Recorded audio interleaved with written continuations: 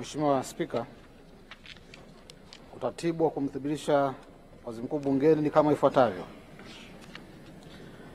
Mara baada ya kiapo cha uaminifu kwa mbunge, Spika atapokea hati ya uteuzi wa waziri mkuu kutoka kwa rais. Baadaye Spika atajulisha bunge juu ya kupokea hati ya rais kuhusu uteuzi wa waziri mkuu ili athibitishwe na bunge. Spika atafungua bahasha yenye hati hiyo mbele ya bunge na kusoma mbele ya bunge jina lililopendekezwa na rais na kutaka bunge kutekeleza wajibu wake kwa mujibu wa ibara ya 51 ibara ndogo ya pili ya Katiba ya Jamhuri ya Muungano wa Tanzania. Mheshimiwa, tuna zoezi zito sana, naomba mtulie. Spika anaweza kusitisha shughuli za bunge ili kutoa nafasi kwa mwanasheria mkuu wa serikali kuandaa azimio na kumthibitisha waziri mkuu na katibu wa bunge kuandaa karatasi za kura. Baada ya bunge kurejea, Spika atamwita mwanasheria mkuu wa serikali ili atoe hoja kwa kuwasilisha azimio na kumthibitisha waziri mkuu mteule kwa mujibu wa ibara ya 52 ibara ndogo ya pili ya Katiba. Katika maelezo yake anaweza kuelezea mamlaka na wajibu wa waziri mkuu kama ilivyoainishwa kwenye ibara ya 52 ibara ndogo ya kwanza, ya pili na tatu ya Katiba. Mheshimiwa Spika, naomba kuwasilisha.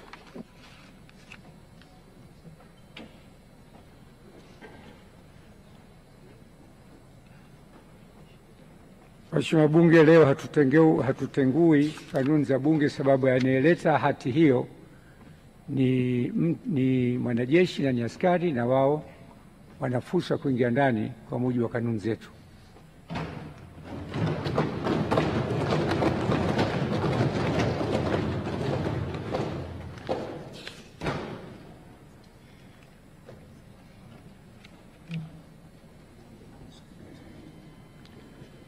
Naomba msike DC aingie ndani.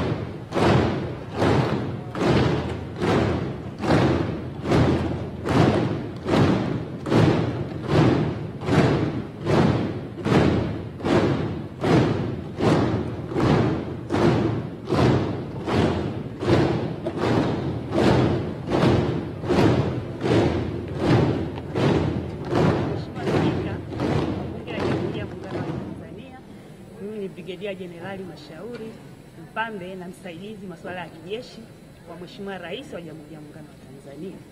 Mheshimiwa Spika, nimeelekezwa na Mheshimiwa Rais Dr. Samia Suluhu Hassan na Amiri Jeshi Mkuu wa Jamhuri ya Muungano wa Tanzania kuwasilisha ujumbe maalum kwako. Kwa heshima na taadhima, naomba nikukabidhi.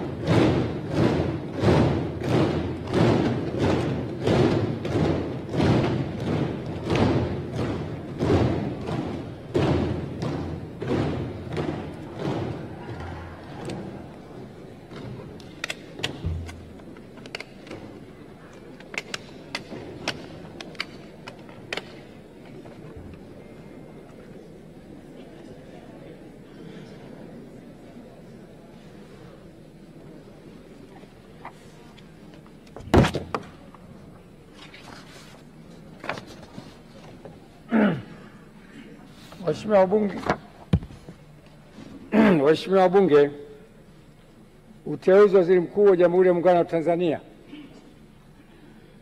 Mheshimiwa Spika, kwa mujibu wa Katiba ya Jamhuri ya Muungano wa Tanzania ibara ya 51 kifungu kidogo cha pili, Rais wa Jamhuri ya Muungano wa Tanzania baada ya kushika madaraka yake ndani ya siku 14 atamteua mbunge wa kuchaguliwa kutoka katika jimbo la uchaguzi anatokana na chama cha siasa chenye wabunge wengi zaidi, au kama hakuna chama cha siasa chenye wabunge wengi zaidi, basi atateuliwa anaelekea kuungwa mkono na wabunge wengi kwa waziri mkuu wa Jamhuri ya Muungano wa Tanzania. Hata hivyo, waziri mkuu atakayeteuliwa hatashika madaraka hayo hadi uteuzi wake umethibitishwa na bunge kwa azimio tutakaoungwa mkono na kura za wabunge walio wengi. Hivyo, kwa kutekeleza matakwa hayo ya kikatiba, nimemteua Mheshimiwa